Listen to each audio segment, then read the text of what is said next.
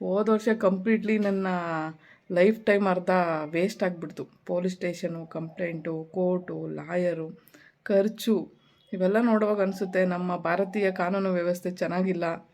ಇವಾಗ ಕೊತ್ತಂಬರಿ ಸೊಪ್ಪು ಆ್ಯಡ್ ಮಾಡ್ಕೊಳ್ತಾ ಇದ್ದೀನಿ. ಸೊ ಇಷ್ಟೇ ರುಬ್ಬಿಟ್ಟು ಹುಣ್ಸೆಹಣ್ಣೇನು ಹಾಕ್ಬಾರ್ದು, ಯಾಕಂದರೆ ಹಾಲು ಬಿಡ್ತೀವಲ್ವ, ಸಾಂಬಾರು ಒಡೆದೋಗ್ಬಿಡುತ್ತೆ. ಬೇಕು ಹುಳಿಗೆ ಅಂತ ಹೇಳಿದ್ರು ಸಾಂಬಾರು ಕುದ್ದಾದ್ಮೇಲೆ ಕೆಳಗಡೆ ಇಳಿಸ್ಕೊಳ್ಳೋದ್ಮೇಲೆ ಹಾಲು ಬಿಡಬೇಕಾಗುತ್ತೆ. ಕಾನೂನು ವ್ಯವಸ್ಥೆ ಯಾವತ್ತು ಉದ್ಧಾರ ಆಗುತ್ತೋ ಗೊತ್ತಿಲ್ಲ.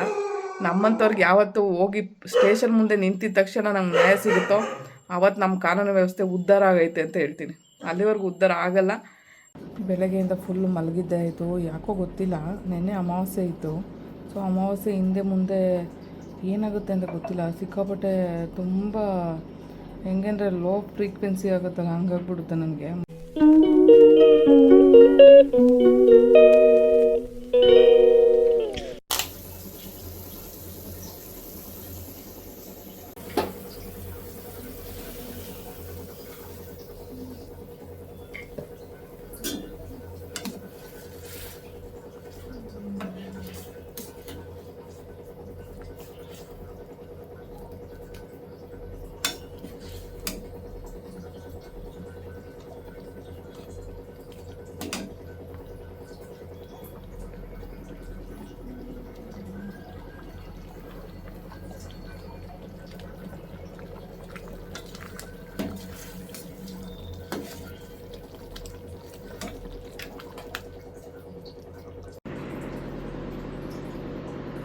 Hi, hello, good morning. So ಬೆಳಗ್ಗೆ ಎದ್ದು ಪೂರ್ವಿನ ಉಪ್ಪಿಟ್ಟು ಮಾಡಿ ಆ್ಯಕ್ಚುಲಿ ತಿಂಡಿ ಕೊಟ್ಟು ಕಳಿಸಿದ್ದಾಯಿತು. ಅವನನ್ನು ಕಳಿಸೋದೇ ಒಂದು ದೊಡ್ಡ ಸಾಧನೆ ನನ್ನ ಲೈಫಲ್ಲಿ. ಯಾಕಂದರೆ ಸಿಕ್ಕಾಪಟ್ಟೆ ಸ್ಲೋ ಅಂದರೆ ಸ್ಲೋ. ಬೆಳಗ್ಗೆ ಎದ್ದರೆ ಅವನು ತುಂಬ ಒದ್ದಾಡಿ ಎಷ್ಟೋ ಹೊತ್ತಿಗೆ ತೊಳ್ತಾನೆ. ಅದಾದಮೇಲೆ ಎಲ್ಲ ರೆಡಿ ಮಾಡ್ಕೊಂಡೇನಪ್ಪ, ಸ್ನಾನ ಮಾಡ್ಕೊಂಡೇನಪ್ಪ, ಎಲ್ಲ ಮಾಡ್ಕೊಂಡಂತ ಕೇಳ್ತಾನೆ ಇರಬೇಕು ಅವನ್ನ. ಸೊ ಒಂದೊಂದು ದಿನ ಆಗದೆ ಇರೋ ದಿನ ಊಟ ತೊಗೊಂಡು ಬಂದು ಕೊಡ್ತೀನಿ ಅಂತ ಹೇಳ್ಬಿಟ್ಟು ಏನಾದರೂ ತಿಂಡಿಗೆ ಡ್ರೈ ಫ್ರೂಟ್ಸು ಅದು ಇದು ಏನೋ ಒಂದಿಷ್ಟು ತಿನ್ಕೊಂಡು ಹೋಗಿರ್ತಾನೆ. ಸೊ ಆಮೇಲೆ ಹೋಗಿ ಸ್ನ್ಯಾಕ್ಸು ಮತ್ತು ಊಟ ಕೊಟ್ಟು ಬರ್ತೀನಿ ನಾನು. ಸೊ ಡೈಲಿ ಹಂಗೇನಿಲ್ಲ, ಬಟ್ ಒಂದೊಂದು ದಿನ ಎದ್ದು ಮಾಡ್ತೀನಿ. ಒಂದೊಂದು ದಿನ ಆಗದೆ ಇರೋ ಟೈಮಲ್ಲಿ ಹಂಗಾಗುತ್ತೆ. ನನ್ನಂತೊಳೊಬ್ಳು ವೀಲ್ ಚೇರಲ್ಲಿ ಇದ್ಕೊಂಡು ನನ್ನ ಜೀವನ ನಡೆಸೋದು ನಂಗೆ ಕಷ್ಟ ಆಗಿಬಿಟ್ಟಿದೆ. ಬಟ್ ಅದರಲ್ಲೂ ನನ್ನ ಮಗನ ಲೈಫ್ನ ಅದು ಹೆಂಗೆ ತೊಗೊಂಡು ಹೋಗ್ತಿದ್ದೀನಿ ನನಗೆ ಗೊತ್ತಾಗ್ತಿಲ್ಲ. ಬಟ್ ದೇವ್ರನ್ನ ಕೇಳ್ಕೊಳ್ಳೋದು ಇಷ್ಟೇ, ಅವನ್ನ ಒಂದು ಗುರಿ ತಲುಪಿಸೋವರೆಗೂ ನನ್ನ ಗಟ್ಟಿಯಾಗಿ ಇಟ್ಟಿರೋ ದೇವ್ರೆ ಅಂತಲೇ ಕೇಳ್ಕೊಳ್ತೀನಿ ನಾನು. ಸೊ ನಿನ್ನೆ ಒಂದು ಕಾರ್ ತಗೊಂಡೆ ಅಂತ ಒಂದು ವೀಡಿಯೋ ಹಾಕಿದ್ದೆ. ಆ್ಯಕ್ಚುಲಿ ತುಂಬ ಜನ ನನಗೆ ಆಶೀರ್ವಾದ ಮಾಡಿದ್ದೀರಾ, ಅದರಲ್ಲಿ ಕಂಗ್ರ್ಯಾಟ್ಸ್ ಹೇಳಿದ್ದೀರಾ. ಸೊ ನನಗೆ ತುಂಬಾ ಖುಷಿಯಾಯಿತು. ನೀವು ಕಾರ್ ತಗೊಂಡಿದ್ದು ಅಂತ ಕೂಡ ತುಂಬ ಜನ ನನಗೆ ಬ್ಲೆಸ್ಸಿಂಗ್ಸ್ ಮಾಡಿದ್ದೀರಾ. ಎಲ್ರಿಗೂ ತುಂಬ ಥ್ಯಾಂಕ್ಸ್ ಹೇಳ್ತೀನಿ. ಆ್ಯಕ್ಚುಲಿ ಇಷ್ಟೊಂದು ಜನ ನಾನೇನೋ ಒಂದು ಹೊಸದು ಮಾಡಿದಾಗ ನೀವೆಲ್ಲ ಇಷ್ಟೊಂದು ಖುಷಿ ಪಡ್ತೀರಾ, ಇಷ್ಟೊಂದು ಪ್ರೋತ್ಸಾಹ ಕೊಡ್ತೀರಾ ಅಂತ ನನಗಂತೂ ಗೊತ್ತಿರಲಿಲ್ಲ. ಬಟ್ ತುಂಬ ಥ್ಯಾಂಕ್ಸ್ ಹೇಳ್ತೀನಿ ಎಲ್ರಿಗೂ. ಸೊ ಒಂದಷ್ಟು ಜನ ಅದರಲ್ಲಿ ಮೆನ್ಷನ್ ಕೂಡ ಮಾಡಿದ್ದೀರಾ, ಆ ವ್ಯಕ್ತಿ ಮೇಲೆ ನೀವು ಕಂಪ್ಲೇಂಟ್ ಮಾಡಬೇಕಿತ್ತು ಅಂತ. ನಾನು ಎಷ್ಟು ಕಂಪ್ಲೇಂಟ್ ಮಾಡಿದ್ದೀನಿ, ಎಷ್ಟು ಮಹಿಳಾ ಸಮಾಜಗಳಲ್ಲಿದ್ದೀನಿ ಅನ್ನೋದು ನನಗೆ ಮಾತ್ರ ಗೊತ್ತಿದೆ. ಹೋದ ವರ್ಷ ಕಂಪ್ಲೀಟ್ಲಿ ನನ್ನ ಲೈಫ್ ಟೈಮ್ ಅರ್ಧ ವೇಸ್ಟ್ ಆಗಿಬಿಡ್ತು. Police station, complaint, court, lawyer, ಖರ್ಚು ಇವೆಲ್ಲ ನೋಡುವಾಗ ಅನಿಸುತ್ತೆ ನಮ್ಮ ಭಾರತೀಯ ಕಾನೂನು ವ್ಯವಸ್ಥೆ ಚೆನ್ನಾಗಿಲ್ಲ, ಹಾಳಾಗಿದೆ, ಕಂಪ್ಲೀಟ್ಲಿ ಹಾಳಾಗಿದೆ. ಆ್ಯಕ್ಚುಲಿ ಹೇಳ್ತೀನಿ, ನನ್ನಂಥ ವೀಲ್ ಚೇರಲ್ಲಿ ಇರೋಳಿಗೆ ನ್ಯಾಯ ಸಿಗೋಲ್ಲ. ಇನ್ನು ಕಾಲು ಕೈ ಚೆನ್ನಾಗಿದ್ದು ನ್ಯಾಯ ಕೇಳೋಕ್ಕೆ ಹೋದರೆ ಇನ್ನು ಯಾವ ಮಟ್ಟಕ್ಕೆ ನ್ಯಾಯ ಸಿಗುತ್ತೆ ಅನ್ನೋದು ನನಗೆ ಅವತ್ತು ಅರ್ಥ ಆಗಿಬಿಡ್ತು. ಆಮೇಲೆ ನನಗೆ ಇನ್ನೂ ಒಂದು ಅರ್ಥ ಚೆನ್ನಾಗಾಗಿದ್ದೇನು ಗೊತ್ತಾ, ಮನುಷ್ಯ ಎಷ್ಟೇ ಸದೃಢನಾಗಿದ್ದರೂ ಕೆಲವೊಂದು ಸಾರಿ ಓಡಾಡೋಕ್ಕೆ ಸಾಧ್ಯ ಇರೋಲ್ಲ. ಅದರಲ್ಲೂ ನನ್ನಂಥ ವೀಲ್ ಚೇರಲ್ಲಿರೋಳು ಒಬ್ಳು ಓಡಾಡೋದಕ್ಕೆ ಎಷ್ಟು ಕಷ್ಟ ಇದೆ ಅಂತ ನನಗೆ ಮಾತ್ರ ಗೊತ್ತು. ಪದೇ ಪದೇ ಪೊಲೀಸ್ ಸ್ಟೇಷನ್ಗಲ್ದು ಅವ್ರಿಗೆ ಲಂಚ ಕೊಡ್ದೇ ಮಾಡ್ತೀನಲ್ವ ನಾನು, ಹಂಗಾಗಿ ನನಗೆ ಯಾರೂ ರೆಸ್ಪಾನ್ಸ್ ಮಾಡ್ತಾ ಇರಲಿಲ್ಲ. ಪ್ರತಿಯೊಂದು ವಿಷಯದಲ್ಲೂ ನಾನೇನು ಈ ಭಾರತೀಯ ಕಾನೂನು ವ್ಯವಸ್ಥೆ ಯಾಕೆ ಈ ಥರ ಇದೆ, ಇಲ್ಲಿ ಪೊಲೀಸವ್ರು ಯಾರು, ಕೋರ್ಟ್ಗೆ ಅಲ್ಲದ್ರೆ ಲಾಯರ್ಗಳು ಏನು ಮಾಡ್ತಾರೆ, ಪ್ರತಿಯೊಂದೂ ಅನುಭವಿಸ್ಬಿಟ್ಟಿದ್ದೀನಿ. ಯಾರೆಲ್ಲ ನನಗೆ ನನ್ನ ಒಂದು ಇದರಲ್ಲಿ ಮೆಂಟಲಿ ಅಪ್ಸೆಟ್ ಮಾಡಿದ್ದಾರೆ ಅವನ್ನೆಲ್ಲ ನೋಡೋವಾಗ ಅನಿಸುತ್ತೆ ನನಗೆ. ಪೊಲೀಸವ್ರು ಅಂದರೆ ನನ್ನ ಮೈಂಡ್ ಸೆಟ್ಟಲ್ಲಿ ಬರೋದು ಫಸ್ಟು, ಇವರೆಲ್ಲ ಸುಮ್ಮನೆ ಇದ್ದಾರೆ ಸಮಾಜದಲ್ಲಿ, ಯಾವುದೇ ಕೆಲಸಗಳು ಮಾಡ್ತಿಲ್ಲ ಅಂತ. ಕೆಲವೊಬ್ರು ಇದ್ದಾರೆ, ಕೆಲವೊಬ್ರು ಒಳ್ಳೆಯವ್ರು ಇದ್ದಾರೆ. ಅದರಲ್ಲಿ 100ಕ್ಕೆ1 ಒಳ್ಳೆಯವ್ರು ಇರ್ಬೋದು ಅಷ್ಟೇ. 100ಕ್ಕೆ1 ಒಳ್ಳೆಯವರಿಲ್ಲ ಅಂತಲೇ ನಾನು ಹೇಳ್ತೀನಿ. ಯಾಕಂದರೆ ನನಗಾಗಿರೋ ಅನುಭವ, ಒಂದು ಪೊಲೀಸನ್ನು ಒಂದು ಪದಕ್ಕೆ ಬೆಲೆ ಇಲ್ಲದಿರೋ ಥರ ಅನಿಸುತ್ತೆ ನನಗೆ. ಯಾಕಂದರೆ ನಮ್ಮ ಕಾನೂನು ವ್ಯವಸ್ಥೆ ಸರಿಯೇ ಇಲ್ಲ, ಎಲ್ಲೂ ನ್ಯಾಯ ಸಿಗೋಲ್ಲ. ಓಡಾಡಿ ಸಾಕಾಗಿ ನನಗೆ ಲಾಸ್ಟಿಗೆ ಪೊಲೀಸು, ಕೋರ್ಟು, ಲಾಯರು, ಯಾವುದ್ರ ಮೇಲೂ ನಂಬಿಕೆ ಇಲ್ದಿರೋ ಒಂದು ಪರಿಸ್ಥಿತಿಗೆ ಹೋಗಿ ನಿಂತ್ಬಿಟ್ಟಿದ್ದೀನಿ. ಸೊ ಅದಕ್ಕೆ ನನಗೆ ಯಾವುದೇ ಮಹಿಳಾ ಸಮಾಜ ಮಹಿಳೆಯರಿಗೆ ನ್ಯಾಯ ಕೊಡಿಸ್ತಾರೆ ಬನ್ನಿ, ಇದು ಯಾವುದನ್ನು ನಂಬಲ್ಲ. ಯಾಕಂದ್ರೆ ನಾನು ಎಲ್ಲ ನೋಡಿ ಎಲ್ಲ ಆದಮೇಲೆ ನಾನು ಈ ಮಾತನ್ನು ಹೇಳ್ತಾ ಇದ್ದೀನಿ. ನಾನು ತುಂಬ ಕಡೆ ಅಲ್ದಿದ್ದೀನಿ, ತುಂಬ ಕಡೆ ನ್ಯಾಯ ಕೇಳಿದ್ದೀನಿ, ಎಲ್ಲೂ ಏನೂ ಆಗಿಲ್ಲ. ಸೊ ಅದಕ್ಕೋಸ್ಕರ ನಾನು ಯಾವ ಕಂಪ್ಲೇಂಟ್ ಕೊಡೋಕೆ ಹೋಗಿ ನಮ್ಮದೇ ಟೈಮ್ ವೇಸ್ಟ್ ಮಾಡಿ, ನಮ್ಮದೇ ದುಡ್ಡು ವೇಸ್ಟ್ ಮಾಡಿ ಇದೆಲ್ಲ ಅಲ್ಲಿಯೋದಕ್ಕಿಂತ ತಿಂದ್ವೋ ಉಂಡ್ವೋ ಗೊತ್ತಿಲ್ಲ, ಉಪವಾಸವೇ ಇದ್ವೋ ಗೊತ್ತಿಲ್ಲ, ಸುಮ್ಮನೆ ಮನೇಲಿ ಇದ್ಬಿಡೋಣ ಅಂತ ಅನಿಸ್ಬಿಟ್ಟಿದೆ. ನಮ್ಮ ಕಾನೂನು ವ್ಯವಸ್ಥೆ ಯಾವತ್ತು ಉದ್ಧಾರ ಆಗುತ್ತೋ ಗೊತ್ತಿಲ್ಲ. ನಮ್ಮಂಥವ್ರಿಗೆ ಯಾವತ್ತು ಹೋಗಿ ಸ್ಟೇಷನ್ ಮುಂದೆ ನಿಂತಿದ ತಕ್ಷಣ ನಮ್ಗೆ ನ್ಯಾಯ ಸಿಗುತ್ತೋ ಆವತ್ತು ನಮ್ಮ ಕಾನೂನು ವ್ಯವಸ್ಥೆ ಉದ್ಧಾರ ಆಗೈತೆ ಅಂತ ಹೇಳ್ತೀನಿ. ಅಲ್ಲಿವರೆಗೂ ಉದ್ಧಾರ ಆಗಲ್ಲ. ನಮ್ಮ ಅಂದರೆ ಈ ಸರ್ಕಾರಿ ಕೆಲಸ ದೇವರ ಕೆಲಸ ಅಂತ ಹೇಳ್ತಾರೆ, ಬಟ್ ಯಾರು ಸರ್ಕಾರಿ ಕೆಲಸ ದೇವರ ಕೆಲಸ ಅಂತ ಮಾಡಲ್ಲ. ನನಗೆ ಒಂದೊಂದು ಸಾರಿ ಅನಿಸುತ್ತೆ ನನ್ನ ಜೀವನ ತುಂಬ ಕಷ್ಟದಾಯಕವಾಗಿದೆ ಅಂತ. ಯಾಕಂದರೆ ಲೈಫಲ್ಲಿ ಬಹುಶಃ ಈ ಥರ ಒಂದು ಸಿಚುವೇಶನ್ನ ಯಾವುದೇ ಹೆಣ್ಮಗಳು ಸ್ವೀಕರಿಸೋಕ್ಕೆ ಸಾಧ್ಯನೇ ಇಲ್ಲ ಅಂತ. ಯಾಕಂದರೆ ಇಂಡಿಪೆಂಡೆಂಟಾಗಿ ಒಬ್ಬ ಮದುವೆ ಆಗಿರೋ ಹೆಣ್ಮಗಳು ಯಾರದೇ ಸಪೋರ್ಟ್ ಇಲ್ಲದೆ, ಒಬ್ಬ ಗಂಡಸಿನ ಸಹಾಯನೇ ಇಲ್ಲದೆ, ತನ್ನ ಅಣ್ಣ ತಮ್ಮದಿರ ಸಹಾಯ ಇಲ್ಲದೆ, ತಾನು ಮದುವೆ ಆಗಿರೋ ಗಂಡಸಿನ ಸಹಾಯನೇ ಇಲ್ಲದೆ, ಸೊ ಹೊರಗಡೆ ಬರೋ ಟೈಮಲ್ಲಿ ಅಂದರೆ ಬಿಟ್ಟು ಹೋದ ಟೈಮಲ್ಲಿ ಹೇಗೆಲ್ಲ ನಿಭಾಯಿಸ್ಬೇಕು ಜೀವನನ ಅನ್ನೋದನ್ನ ಕಲಿಯೋದಕ್ಕೆ ತುಂಬ ಸ್ಟ್ರಗಲ್ ಮಾಡಿದ್ದೀನಿ ನಾನು ಮಾತ್ರ. ಬಟ್ ಹೆಣ್ಮಕ್ಳಿಗೆ ಇದೆಲ್ಲ ತುಂಬಾ ಕಷ್ಟ ಇದೆ. ಅದರಲ್ಲೂ 80% ದೇಹದ ಅಂಗವಿಕಲತೆ ಪಡ್ಕೊಂಡು ಮಹಿಳೆ ಬದುಕೋದು ಸಮಾಜದಲ್ಲಿ ಎಷ್ಟು ಕಷ್ಟ ಇರುತ್ತೆ, ಒಂದೊಂದು ಮಾತಿಗೂ ಎಷ್ಟೆಲ್ಲ ನೋವು ಪಡಬೇಕಾಗುತ್ತೆ ಅಂತ ನೆನೆಸ್ಕೊಂಡಾಗೆಲ್ಲ ನನ್ನ ಜೀವನ ಯಾಕೆ ಹಿಂಗಾಯಿತು ಅಂತ ಒಂದು ಪ್ರಶ್ನೆ ನನ್ನ ಮನಸ್ಸಲ್ಲಿ ಉಟ್ಕೊಳ್ಳೋ ಅಂಥದ್ದು. ಸೊ ತುಂಬ ಸಾರಿ ಯೋಚನೆ ಮಾಡಿದ್ದು ಸತ್ತೋಗಬೇಕು ಅಂತ. ಎಷ್ಟೇ ಸತ್ತೋಗೋಕ್ಕೆ ಟ್ರೈ ಮಾಡಿದ್ರೂ ಮತ್ತೆ ಬದುಕುಳಿತಾ ಇದ್ದೆ. ಬದುಕುಳಿಯೋ ಟೈಮಲ್ಲಿ ಅನಿಸಿದ್ದು ನನ್ನ ಮೈಂಡ್ ಸ್ಟ್ರಾಂಗ್ ಇದೆ, ಬಟ್ ದೇಹ ಸ್ಪಂದಿಸ್ತಿಲ್ಲ. ಸೊ ನಾನು ಸಾಯೋ ಯೋಚನೆ ಬಿಟ್ಟು ಬದುಕೋ ಯೋಚನೆ ಮಾಡಬೇಕು ಅಂತ ನನ್ನ ಮನಸ್ಸಿಗೆ ಬರುತ್ತೆ. ಸೊ ಆವಾಗಿಂದ ನಾನು ಡಿಸೈಡ್ ಮಾಡ್ಕೊಳ್ತೀನಿ, ಜೀವನ ಅಂದರೆ ಏನು, ನಮ್ಮವ್ರು ಅಂದರೆ ಯಾರು, ನನ್ನ ಕಷ್ಟದ ಪರಿಸ್ಥಿತಿಲಿ ಯಾರೆಲ್ಲ ಆದರು, ಯಾರೆಲ್ಲ ಬಿಟ್ಟು ಹೋದರು, ಸೊ ಎಲ್ಲನೂ ಮರೆತು ನಾನು ಮುಂದೆ ಸಾಗಬೇಕು. ನನಗೆ ಮಗ ಇದ್ದಾನೆ ಅಂತ. ಸೊ ನನ್ನ ಮಗ ಎಲ್ಲನೂ ಬಿಟ್ಟು ನನ್ನ ಹಿಂದೆ ಬಂದಾಗ ಲೈಫಲ್ಲಿ ಒಂದು ಭರವಸೆ ಮೂಡುತ್ತೆ ನನಗೆ. ಲೈಫಲ್ಲಿ ಯಾರಿಲ್ಲ ಅಂದರೂ ಮಗ ಇದ್ದಾನೆ, ಮಗನಿಗೋಸ್ಕರ ಒಂದೆರಡು ದಿನ ಜೀವನ ಹಾಕ್ಬಿಡೋಣ, ಕಾಲು ಹಾಕ್ಬಿಡೋಣ ಅಂತ. ಕಾಲಲ್ಲಿ ಶಕ್ತಿ ಇಲ್ಲದೆ ಇರ್ಬೋದು, ಕೈ ಕೂಡ ಆಪ್ರೇಷನ್ ಆಗಿರ್ಬೋದು, ಬಟ್ ಇರೋ ಗಂಟ ಲೈಫ್ನ ನಿಭಾಯಿಸೋಣ, ದೇವರಿದ್ದಾನೆ, ರಾಯರಿದ್ದಾರೆ ಅನ್ನೋದೊಂದು ಮನಸ್ಸಿಗೆ ಬಂದು ಎಷ್ಟೋ ಪ್ರಶ್ನೆಗಳು ಮನಸ್ಸಲ್ಲಿ ಮೂಡುತ್ತೆ. ದೇಹ ಫಿಸಿಕಲಿ ಗಟ್ಟಿಯಾಗಿಲ್ಲ, ಮೆಂಟಲಿ ಮೈಂಡನ್ನ ಸ್ಟ್ರಾಂಗ್ ಮಾಡ್ಕೊಳ್ಳೋದಕ್ಕೆ ತುಂಬ ಕಷ್ಟಪಡಬೇಕು. ಮೆಂಟಲಿ ಮೈಂಡನ್ನ ವೀಕ್ ಮಾಡೋದಕ್ಕೆ ತುಂಬ ಜನ ಇದ್ದಾರೆ ನಮ್ಮ ಸಂಬಂಧಿಕರುಗಳಲ್ಲೇ. ಸೊ ಇವನ್ನೆಲ್ಲ ನೋಡೋವಾಗ ಲೈಫು ಎಷ್ಟು ಕಷ್ಟದಲ್ಲಿ ಕಷ್ಟ ಅನಿಸುತ್ತೆ, ಬಟ್ ಎಲ್ಲನೂ ನಿಭಾಯಿಸಿ ಬದುಕಬೇಕು ಅಂತ ಒಂದು ಕಡೆ ಅನಿಸುತ್ತೆ. ಆ ಭರವಸೆಗಳಿಗೆ ಮೂಲ ನನ್ನ ಮಗ. ನಾನಿಲ್ಲಿ ಗ್ಯಾಸ್ ಸ್ಟವ್ ತಗೊಳ್ಳೋದಕ್ಕೆ ಅಂತ ಬಂದಿದ್ದೀನಿ.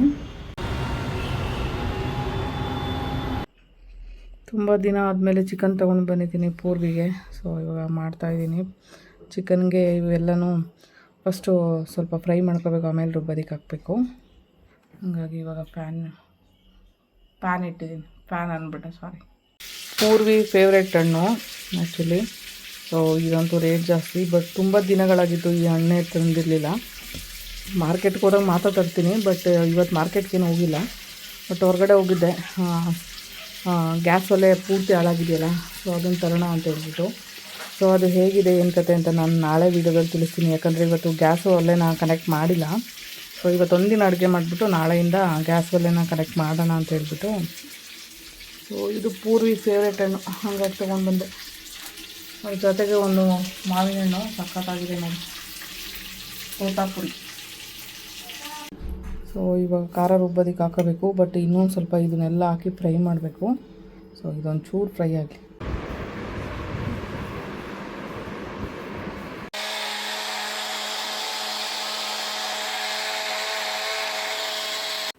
ನಾನು ನಾನ್ ವೆಜ್ ತಿಂದೇ ಇರೋ ಒಂದು ರೀಸನ್ಗೆ ಮೊಟ್ಟೆದೊಂದು ಮಸಾಲ ಮಾಡ್ಕೊಳ್ಳೋಣ ಅಂದ್ಬಿಟ್ಟು ಅದೇ ಚಿಕನ್ ಗ್ರೇವಿದು ಏನು ಮಸಾಲ ಇತ್ತಲ್ಲ ಅದೇ ಮಸಾಲ ಸ್ವಲ್ಪ ತೊಗೊಂಡಿದ್ದೀನಿ.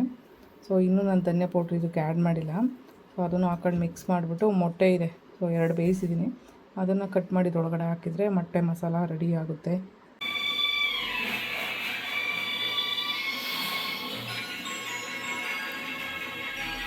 ಇದು ನನ್ನ 2ನೇ ದಿನದ ವ್ಲಾಗ್ ಆಗಿರುತ್ತೆ.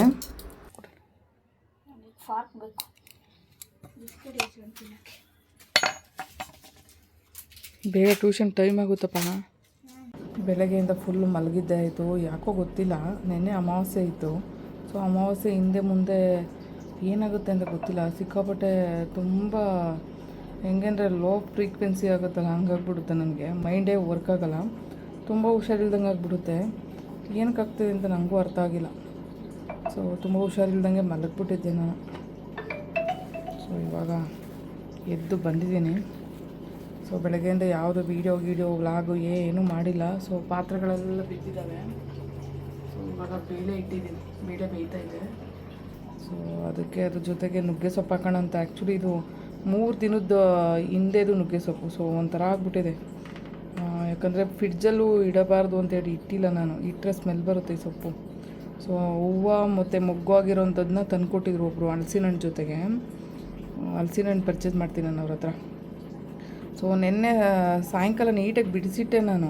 ಇಲ್ಲ ಸಾರಿ, 3 ದಿನದ ಹಿಂದೆ ಅಲ್ಲ, ನೆನ್ನೆನ ತಂದುಕೊಟ್ಟಿದ್ದು. ನನಗೆ ಬೆಳಗ್ಗೆ ತಂದುಕೊಟ್ಟಿದ್ದಾರೆ, ನೆನ್ನೆ ಸಾಯಂಕಾಲ ನಾನು ಬಿಡಿಸಿಟ್ಟೆ.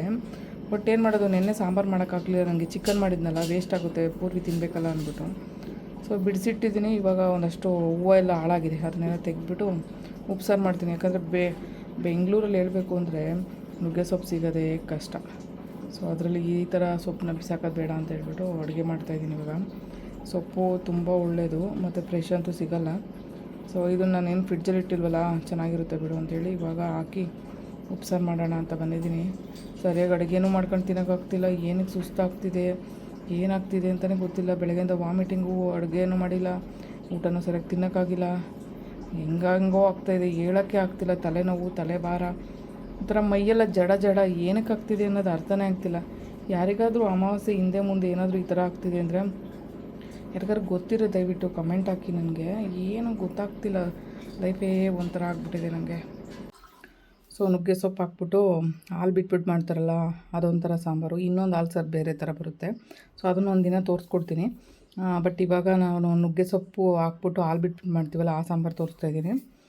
ಬೆಳ್ಳುಳ್ಳಿ ಮತ್ತು ಒಣಮೆಣ್ಸಿಕಾಯಿ ಹಾಕೊಂಡಿದ್ದೀನಿ. ಆ್ಯಕ್ಚುಲಿ ಗ್ಯಾಸ್ಟ್ರಿಕ್ ಆಗಿಬಿಟ್ಟಿದೆ ತುಂಬ, ಅದಕ್ಕೆ ಒಣಮೆಣ್ಸಿಕಾಯಿ ಸುಟ್ಟಿರೋ ಅಂಥದ್ದು ಹಾಕೋಬೇಕು, ಇಲ್ಲಾಂದರೆ ಅದೊಂಥರ ಖಾರಚು ಚೆನ್ನಾಗಿರಲ್ಲ. ಬೆಳ್ಳುಳ್ಳಿ ಬೇಳೆ ಬೇಯಿಸಿರೋದು, ಮತ್ತು ಇದು ತೆಂಗಿನಕಾಯಿ ತುರಿ. ಅಯ್ಯೋ ಹೇಳುವಾಗ ಹೆಸರೇ ಮಾಡ್ತೋಗ್ಬಿಡ್ತದೆ ನನಗೆ ಬೇರೆ. ಸೊ ಅದರ ಜೊತೆಗೆ ನಾನು ಇವಾಗ ಕೊತ್ತಂಬರಿ ಸೊಪ್ಪು ಆ್ಯಡ್ ಮಾಡ್ಕೊಳ್ತಾಯಿದ್ದೀನಿ. ಸೊ ಇಷ್ಟೇ ರುಬ್ಬಿಟ್ಟು, ಹುಣಸೆಹಣ್ಣೇನು ಹಾಕ್ಬಾರ್ದು, ಯಾಕಂದರೆ ಹಾಲು ಬಿಡ್ತೀವಲ್ವ, ಸಾಂಬಾರು ಒಡೆದೋಗ್ಬಿಡುತ್ತೆ. ಬೇಕು ಹುಳಿಗೆ ಅಂತ ಹೇಳಿದ್ರು ಸಾಂಬಾರು ಕುದ್ದಾದ್ಮೇಲೆ ಕೆಳಗಡೆ ಇಳಿಸ್ಕೊಳ್ಳೋದ್ಮೇಲೆ ಹಾಲು ಬಿಡಬೇಕಾಗುತ್ತೆ. ಸೊ ಬೇಕು ಅನ್ನೋರು ಹಾಕ್ಕೊಳ್ತಾರೆ, ಬೇಡ ಅನ್ನೋರು ಹಾಕಲ್ಲ.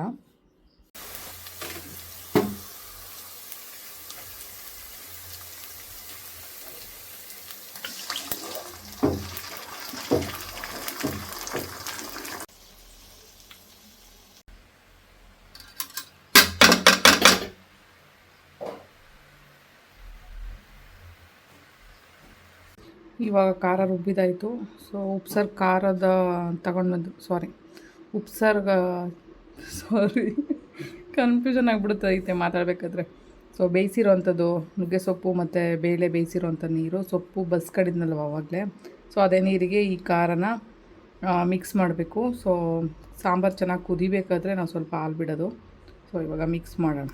ಸೊ ಇವಾಗ ಸಾಂಬಾರು ಮಿಕ್ಸ್ ಮಾಡಿದ್ದಾಯಿತು, ಖಾರ ಮತ್ತು ಆ ನೀರನ್ನು.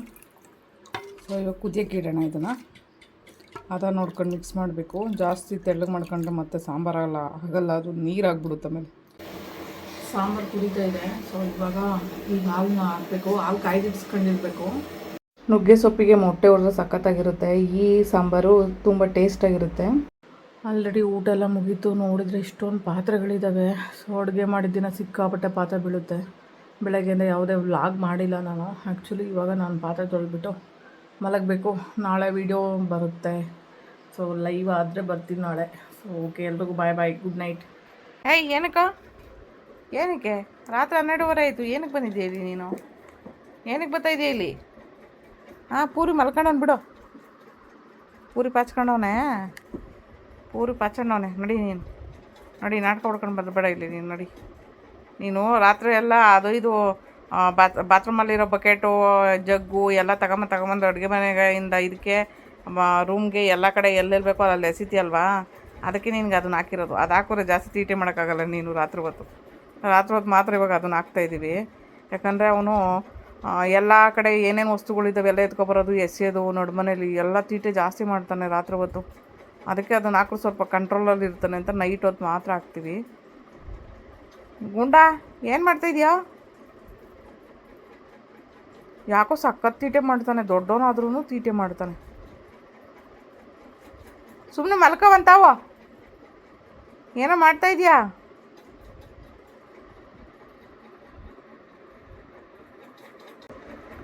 ಏನು ಮಾಡ್ತಾಯಿದ್ಯಪ್ಪ?